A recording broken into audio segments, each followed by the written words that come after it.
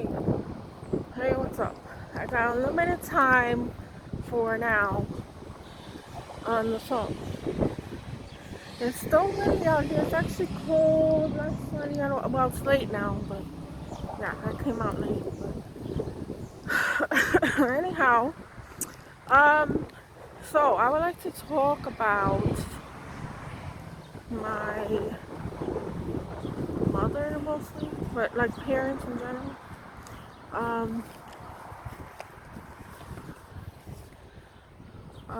yeah. So first of all, I was born, and I was born. That's it. No, I was born into chaos. Chaos. I was basically born because my mother was young. She was 19, I believe. Uh, she had me because she wanted to get out of her abusive household. Um, she had uh, her parents were immigrants from Italy, and to New York City. So when you move from a different country, there's a culture shock that happens. It's a real thing, and it was hard to adjust. I could understand that. Both sides of my grandparents had a hard time adjusting to the United States. So my mom's side is from Italy, right? My grandmother is she didn't know much English. It was hard for her to really communicate, but as she got used to it more and more, she kind of picked up on the language, which was great. But and my grandfather, he knew English like fluent, not fluent, but yeah, close enough, right? My grandmother, not so much.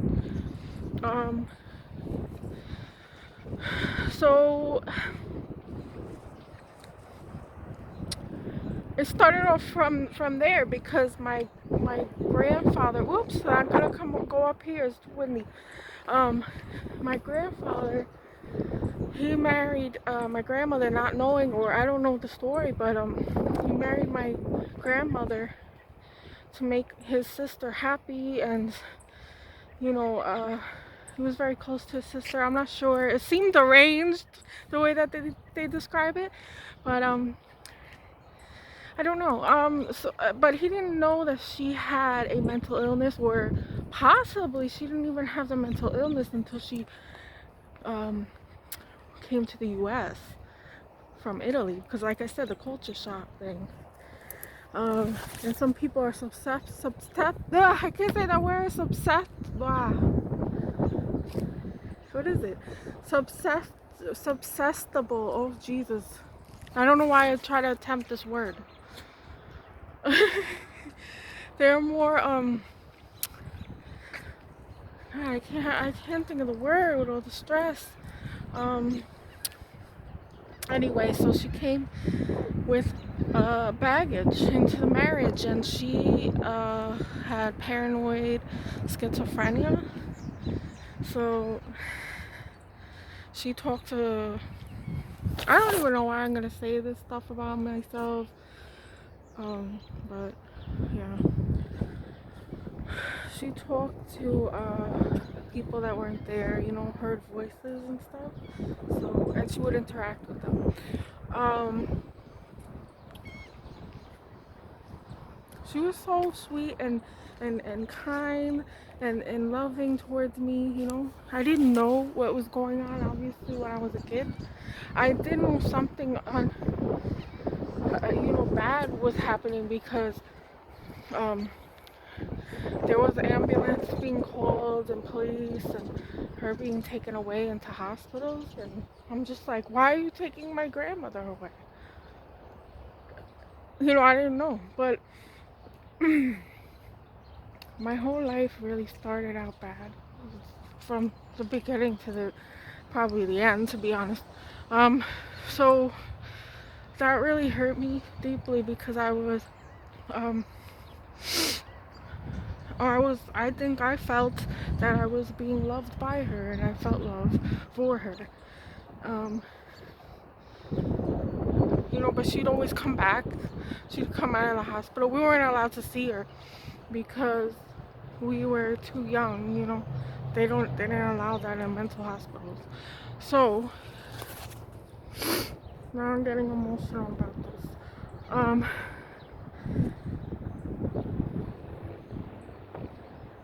Anyway, so my grandfather didn't know how to handle it, and like I said, they're not from this country, and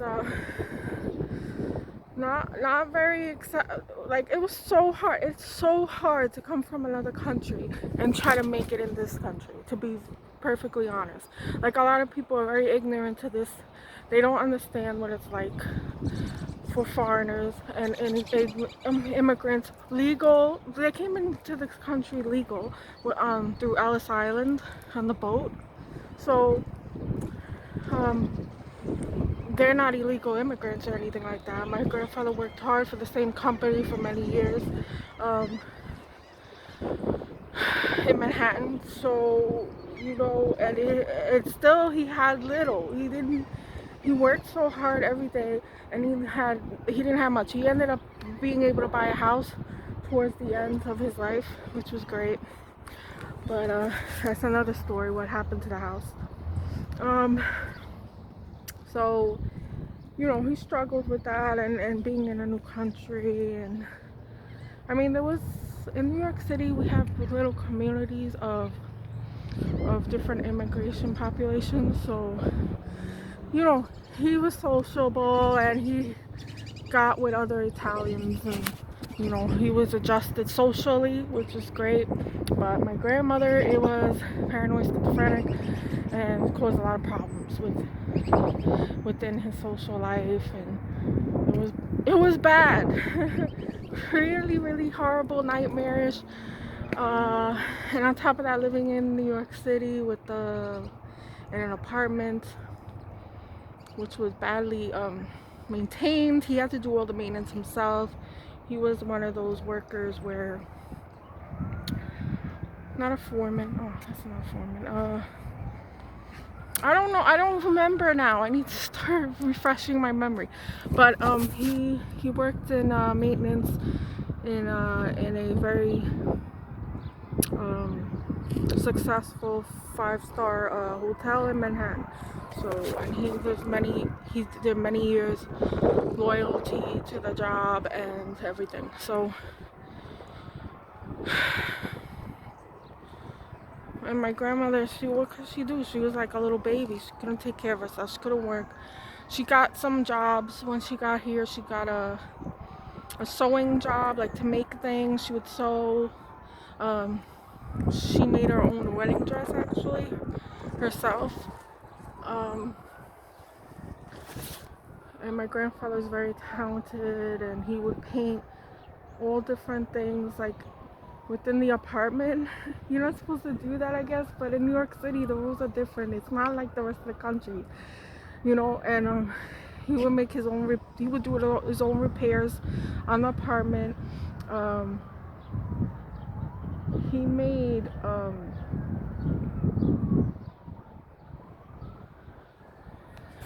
lot of great things.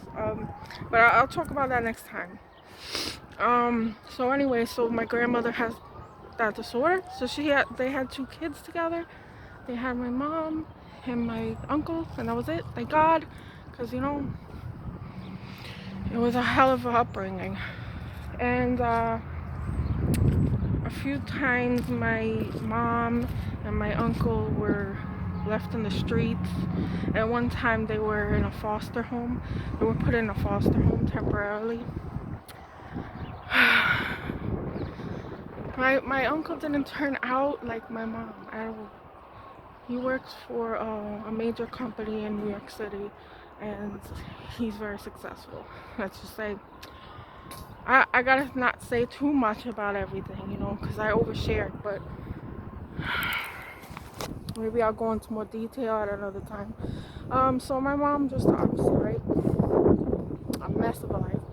My grandparents, they did the best they could, man, with what they had and what they had to deal with. So my mother took care of a lot of my grandmother's medical situation. Like, she was made to be the adult in the to handle my grandmother's problems, which is wrong. So I feel bad about that. And she used to tell me, oh, well, you know, I used to hear my mother in the kitchen talking to herself, having dinner parties with her guests that weren't real. Yeah. Anyway, so they had kids. My mom was the one that got made to run around and do all the work, to manage my grandmother and not have her embarrass my grandfather in the neighborhood, because she'd do crazy things like, she went into the street naked once. And this is New York City, okay? You know how many people, there's people everywhere. It's embarrassing, right? So yeah. And he wasn't all great either, because he would beat on her, yell at her. Man, I mean, the things that I've seen, it scared me. But I deeply loved my grandparents, regardless. My grandfather treated me very, very good. My grandmother treated me better than good, you know? She would cook. She was, I don't like talking about her at all. It's really, it really hurt. And to have her die the way that she died, I was not able to grieve that properly. But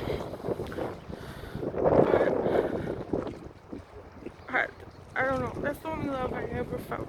Because my own parents, like I said, my mom had me to get out of her house and to, run away from that kind of life, which I don't blame her. But don't, don't take it out on your kids, and don't have kids for the wrong reasons in the first place, So my dad was abusive, and he was a partier. He wasn't really like serious, and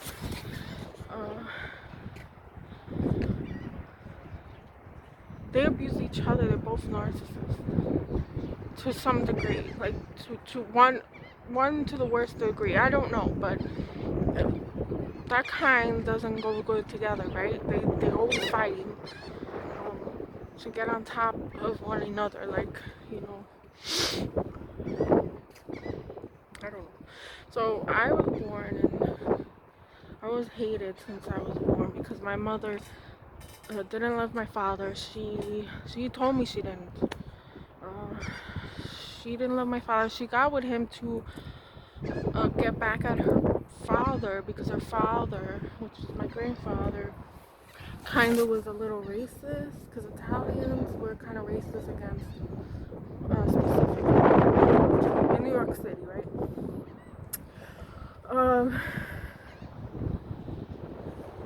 So she got with a Hispanic guy to spite her father, basically. And then she had me, so she had an excuse to move out of there. But even though she did that, she was always over at my grandparents' house anyway. So it defeated the purpose in a way. And so, my parents were both narcissists, so they was always fighting each other. Neither one of them loved each other, right?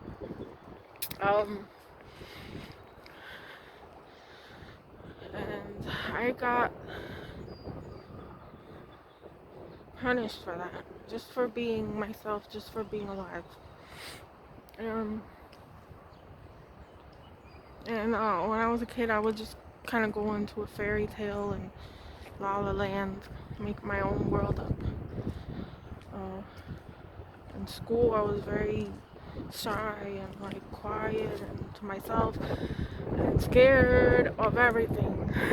Scared. That's basically my whole life. I've been scared because of what I've been through, what I've seen, and what I'm continuing to have a legacy of.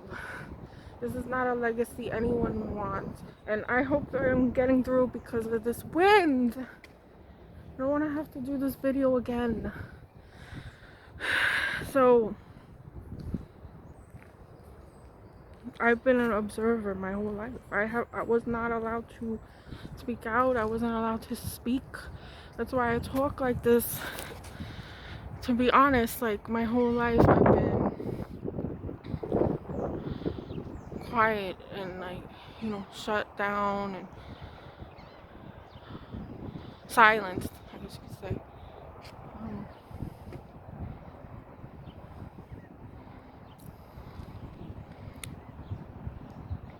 So my mom hated me. She just hated me, that I existed, and that she was responsible for me, and I gave her trouble.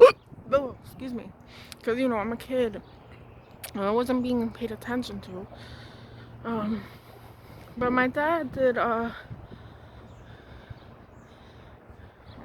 He's, I don't know, but he supposedly, allegedly molested my sister, my oldest sister, from another mother. And when I think back on the things I would do and how I was, I feel like it happened to me as well. I still haven't worked that out with the therapist yet because I don't know. It's possible, and I could have repressed all of this. It explains a bunch of things that I have done. That is just abnormal for a child to do. Okay, so yeah, so she hated me. It was chaos. My dad was violent towards my mom, and my mom just basically neglected me on purpose, to spite my dad, because she hated him so much. And then she finally left him for another guy, and that guy, my dad, at least, oh man, I'm having epiphanies now, and they're not good. They're not good. Because my dad, towards me while I was a kid, he didn't really, I don't feel like he would do anything really cruel to me like my mother would. He would try to engage me in singing and doing little plays, setting up my toys and little plays, and set me up to sing. He'd always have like a camera on my face, and I had to get it right or he would yell at me. Actually, never mind that, because yeah, he was abusive. Because if I didn't get it right, he would yell at me and make me feel bad, and then I would just go into a shell and just disappear, So and I think my mother was jealous about that, because when she left him finally, which she should have, because it was a very volatile relationship and it was very dangerous to be in that. So when she left, she got with another guy quickly. She didn't even stay on her own or try to make it with her own self. She just jumped into the arms of another man, and this guy was just really like a low life guy.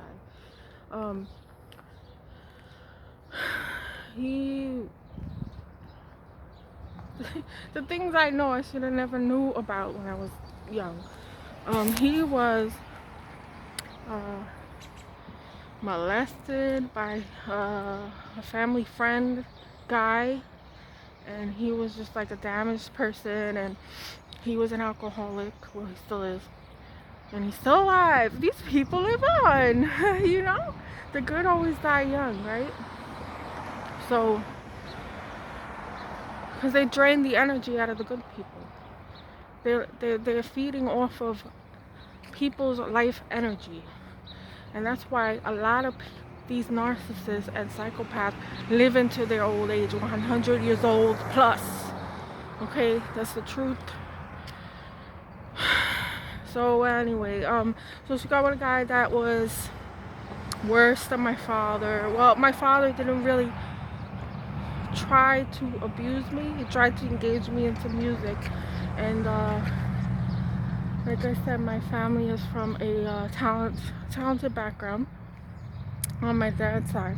So I always appreciated that because my love of music and the arts came from that, and also because of my bloodline. I would say it's inherited. But so he would engage me in activity, which my mother didn't care less about. And I think she was jealous of it. She was jealous of that. And so when she got with another guy, this guy was the opposite towards me. He was bullying. He was very, like I said, he was alcoholic. So he would just switch into a rage. He liked to break things, a lot of things of mine, and for no reason, like just because he had an argument with my mom or something. And then I used to play with the kids in the neighborhood on the stoop. They call it a stoop. The stairs from the doors and from the apartment buildings in New York City. But so I used to play out there with my friends, get into some trouble, nothing big, and then like one of my friends, she was a tattletale, man. She was a big ass tattletale. So she goes to him, tells him that we were messing around or something, and then my stepfather, he took my super soaker and cracked it in half and threw it out the window. And we're like, I don't know how many stories now, 4 stories up, something like that, maybe more. I don't want to remember some things. So he threw it out the window into the alleyway where the big black dog was always barking out there.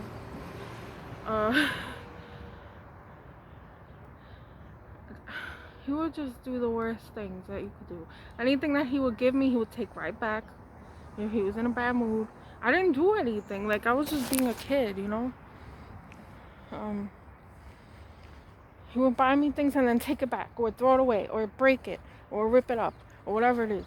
And I never had anything, because anything that I had, he would break and destroy. Even if he didn't buy it, he would destroy it.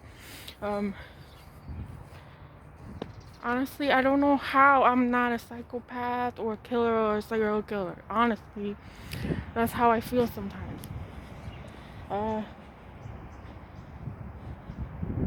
And my mom always stuck up for him, like, oh no, you know, she shouldn't treat me like that, and he's gonna put order in you, and he's gonna show you and punish you for treating me badly or something. That's her justification for the abuse. And so she used him to abuse me because she hated me. And she even said that. I'm not like overreacting, because I know for a fact by the treatment, obviously, and also she said it out of her mouth. Right. So the cops here, man. Anyway, so she, oh man, just the things that she's done.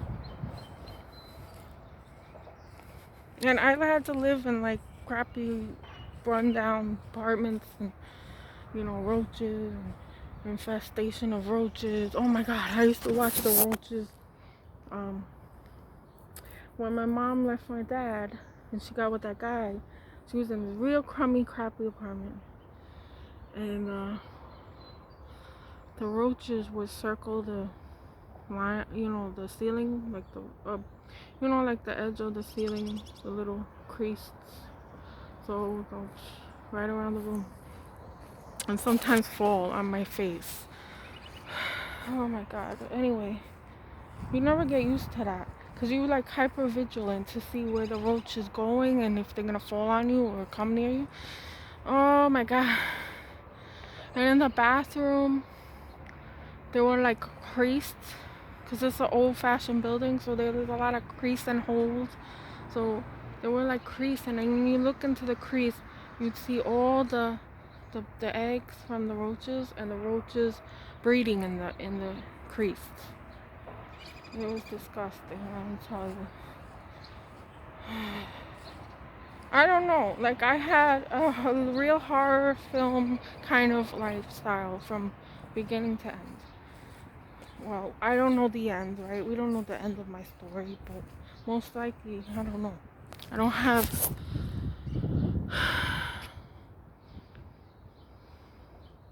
Anyway, so she used him to abuse me so she could keep her hands clean and just justify it away. And my dad really didn't come around. He just gave up after a while. He didn't want to deal with my mother, which I understand that, but kind of deserted me. And then I don't know why there's cops. I always feel like they're watching me, like I'm a target. Honestly, I don't know why. I'm paranoid, but sometimes I don't think I'm that paranoid. Because truth is stranger than fiction, people. Believe me, I am living proof. So yeah, it was crappy. And so she stayed with him for a few years into my teenage years. It was horrific. We moved out of the city and we moved to New Jersey and North Jersey. And it didn't get any better. Ooh, I feel like this thing's freezing on my face.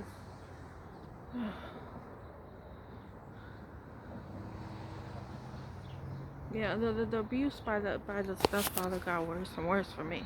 And also her too. And every time I would be the one to try to save her from him. Like, I'd always put myself in harm's way for her, even though she could care less about me. It makes me sick, like, that I'm that way. I feel like I shouldn't be that way.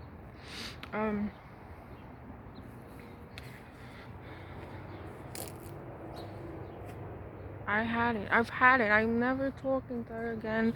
I'm not gonna put myself through that. She wants to see me in jail or something. It's not, no. I don't deserve that. And then when he finally left her and he got with someone else, things got a little better because you don't have to hear them fighting and being in that energy. But she finds different ways to abuse me and get her fixed, you know. So anything that I was interested in, she would destroy. I was really into music, and I had played music all the time in my room.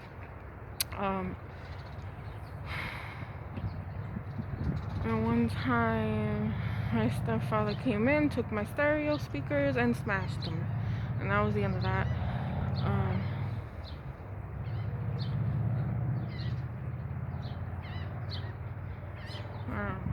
It's really depressing to know that this happened to me or to anybody else that went through these things for no reason, just because we exist. So, you know, I would sing and stuff in my room. At school, I was in drama club. I was 4 years in the drama class. I did skits. I did dances. I also sang 1 year, and I got a lot of accolades for that, and acknowledgement from my teacher, and and from my actual classmates. Even though I was so quiet, always quiet. And then one of these students was like, he was staring at me while I was performing, and then he was like, I didn't even know that you had a voice. And I'm like, I don't know. It was scary to do. But I kind of got more confidence after that. And I would do dances, like I said, in my room. And then I met my husband, which was the worst thing that could have really ever happened to me. Because all that went down the drain.